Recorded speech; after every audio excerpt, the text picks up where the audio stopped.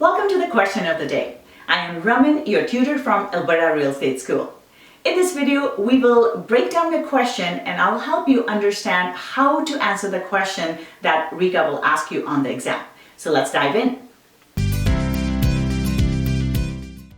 Today's practice exam question is, which of the following are red flags in a transaction? 1. The buyer is pre-approved for a mortgage. 2. The buyer does not provide photo identification. 3. The list price is unusually high for the neighborhood.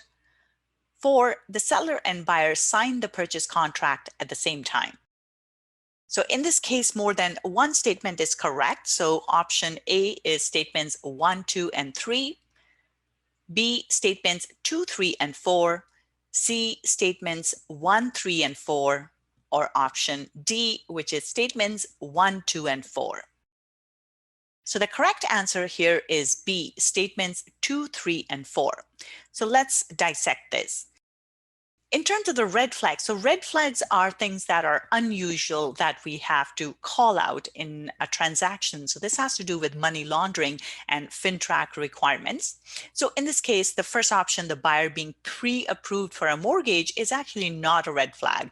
We do want them to come pre-approved because then when we show the properties to the buyer, we are showing them properties that are within their price range. Otherwise, we could be wasting a lot of time showing them properties that they're not able to afford, that they're not qualified to buy in terms of the mortgage they are pre-approved for or approved for. So in this case, this is not, buyer being pre-approved for a mortgage is actually not a red flag. This is something we want them to do.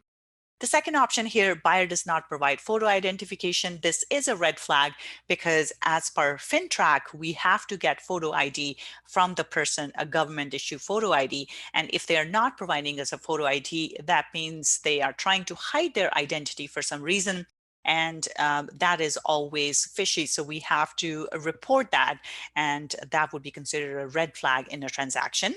The third one, the list price is unusually high for the neighborhood. This is also a red flag and can indicate money laundering here. So sometimes what the fraudsters will do is they will flip the property several times, and every time they flip the property, the price goes up, but they are basically flipping the property between their friends or their own group. So they're not really trying to sell the property, but they're increasing the price of the property and pretending they're selling it, and they're basically laundering money. They're making the money appear as if that's a profit from the transaction. So in this case, a property that is listed way above what the neighborhood properties are listed at would be a red flag as well. Now, there will be some circumstances where it's actually the right price. So again, red flags are something that we have to dig deeper into to make sure that there is no fraud going on. So in this case, it would definitely be flagged, and this is something we'll have to dive deeper into. The fourth option here, the seller and buyer sign the purchase contract at the same time. So in this case, or generally, the buyer and seller should not be sitting beside each other and signing the contract.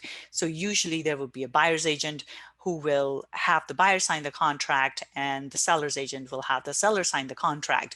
Or even if it's the same agent, they will have the different parties sign the contracts at different times. If we see that the contract is getting signed at the same time, that means they're sitting right beside each other.